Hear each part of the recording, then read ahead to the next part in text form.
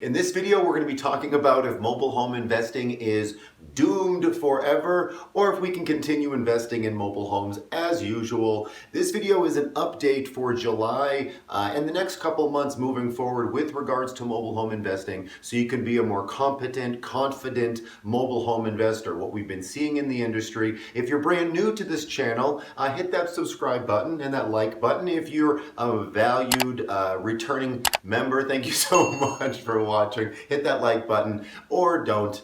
You're an adult, you can do what you want. Let's talk about mobile home investing and COVID, just so that we're on the same brain wavelength to get started with. The last 18 months or so, back in January, February, things were normal. We were chugging along investing in mobile homes, and then things definitely dropped off. There were absolutely still buyers and still sellers and still deals happening regularly, but we did definitely notice folks were quarantined. Remember that? We were all stuck inside of our houses, or a lot of us were.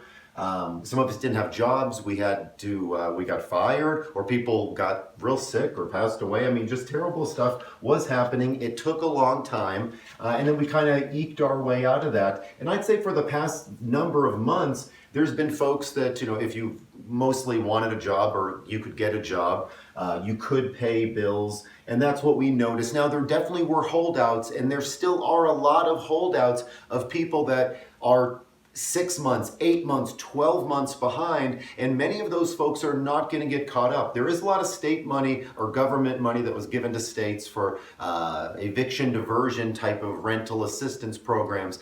That's being jammed up, but a lot of folks aren't getting it. There's absolutely, right here, you can see where we are today, there is definitely going to be a wave of evictions and foreclosures. But how much is that going to affect us? Or really, how big of a wave is that going to be moving forward? How long is it going to be? But there's definitely going to be an uptick of evictions and foreclosures because the federal ban ends at the end of this month. As most of us know, it was pushed. The CDC gave one final extension to the end of this month. And then is it going to be back to our normal timeline? Probably not. Check out the link right here and also in the description below. It's for a NOLO website. It's a great attorney reference, paperwork sort of resource website, but they have great state-by-state listings of when the CDC or when the state eviction ban is going to be up in your state, and it's kept pretty up to date. So check that out for sure. The new normal, things that we've seen that are the new normal, park managers are slowly starting to open more and more and more. I'd say before COVID, we were meeting park managers. If you go there Monday through Friday at a normal business time, we were meeting 50, 60, 40% of managers face-to-face. Now with COVID, because parks are closed down, they're reopening back up, we're meeting 15, 20, 25% of managers face-to-face. On Saturday, very few managers are going to be in. On Sunday, relatively no managers are going to be in. Now, state titling departments, the speed at which people are returning your phone calls, transferring titles, giving you paperwork needed, that's 75 to 80% of what it was pre-COVID time. I mean, that is really back to almost normal. I'd say it's the new normal. People love to talk about COVID and the vaccine. I would recommend that you wear a mask at first. If you're going to appointments, if you're meeting somebody new, you might want to have a mask on only because it's your corporate policy. Remember, I encourage you to, you want to pose that you do work for a company, whether that's your company or you work with partners. That's just your policy. You want to smile with your eyes, because you'll have your mask on. And then when you get to the appointment, if everyone's comfortable, take off your mask, have a good laugh, but assume that people are immune compromised, or you're going to see somebody with a grandparent, or there's a baby at the mobile home that you're going to look at. So mostly for appointments, that's a recommendation. New mobile home delays are shorter now. That didn't take long. There are still delays with new mobile homes, but they are shorter. The factories are back up and running more and more. Material and labor prices are still higher. For labor, an extra 50% higher maybe than before, just because it's tougher finding some handyman, or they feel more valued, or they're getting money more at different places. So labor's up, material is still up. double or triple versus pre-COVID times. Let's have a quick mobile home park eviction lesson right here, because this will be affecting us. I want to show you when we should be buying homes and what are our different options. By the way, have you spotted a little puppy? Probably like somewhere right around here. Mobile home park evictions, the tenants stop paying. Some amount of time goes by, and if the payment does not come in and the tenant's still in default, the tenant can either pay up. The park might do a cash for keys type of program to say we forgive what you owe, or we'll even give you a little bit of money to give us your keys, give us the title and move, like you move out of the home. Or the eviction starts, and if the eviction starts, eventually the tenant is out, but the mobile home remains. Now you can buy the mobile home right here from the resident as they're being evicted, or right here as they're being thrown out of the mobile home. But their mobile home remains, and the title is going to remain in the tenant's name for about 15 to 90 days through the abandonment process. In some states, an auction may occur at this stage. You can purchase the home here from either the seller if they still own it and the park isn't upset that you're buying the home. You want to get permission from the park in many cases. Not always, but in many cases. And then if nobody buys the home, if the people don't ever pay what they're supposed to, if the home isn't moved out, then the park gets the home. What are they going to do with it? That's something that we want to know, every park's policy on what they do when they get a mobile home back. Let's shift over to this other very high-priced graphic over here and talk about, well, I think it's mostly by now, investors watching the video.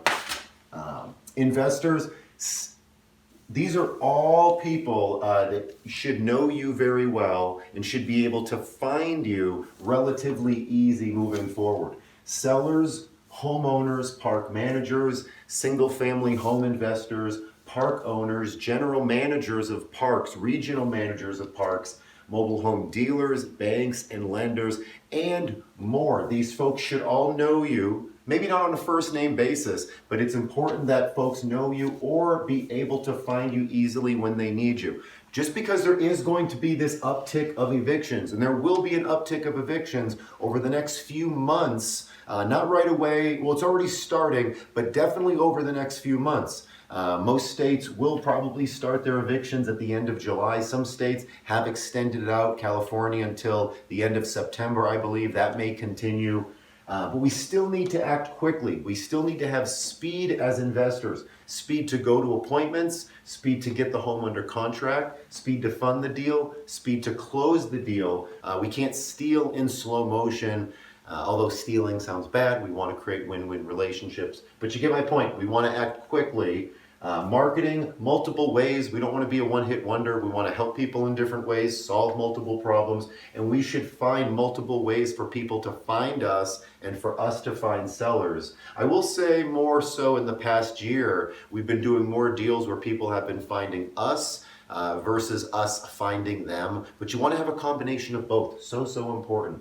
And you want to be more active than ever, not just because it's 2021, but because it's right now, because we want to be more active than ever. And in all my videos moving forward, I will continue to tell you to be more active than ever.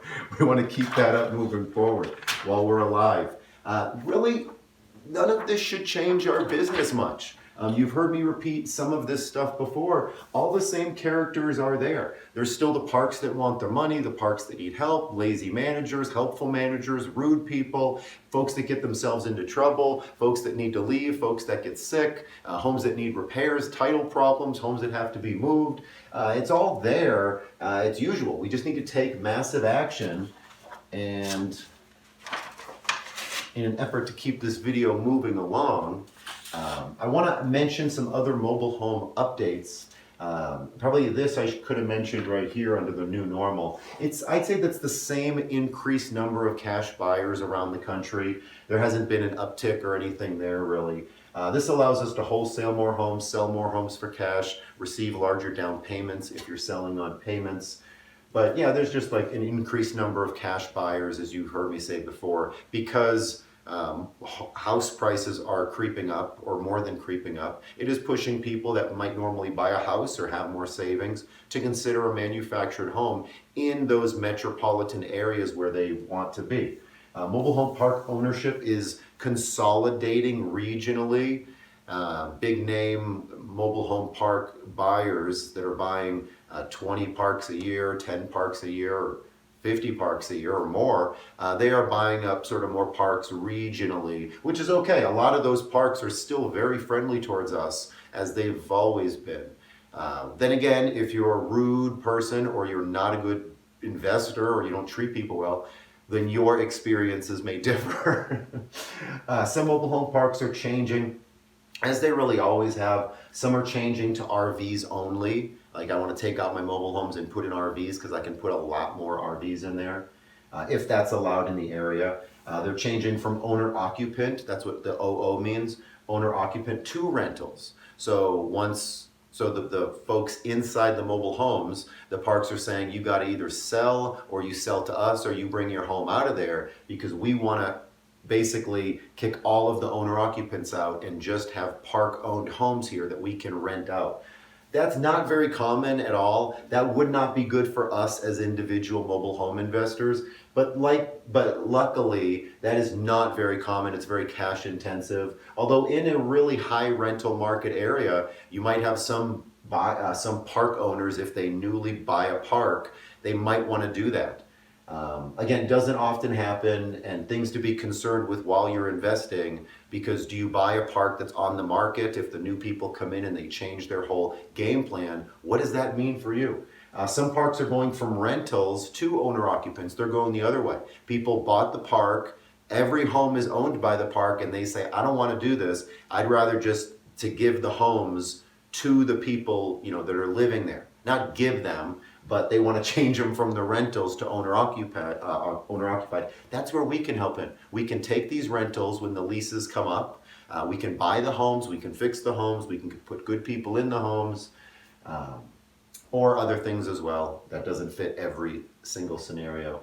Sometimes the zoning changes because the mobile home park sells out to condo developers. I hope that this all made sense and it helped behind me, and it's not just a bunch of googly mess, and that made sense in your mind. If you have any questions, feel free to email me at support@mobilehomeinvesting.net, support@mobilehomeinvesting.net, and have a good rest of the day. Take massive action, like I said, somewhere back here.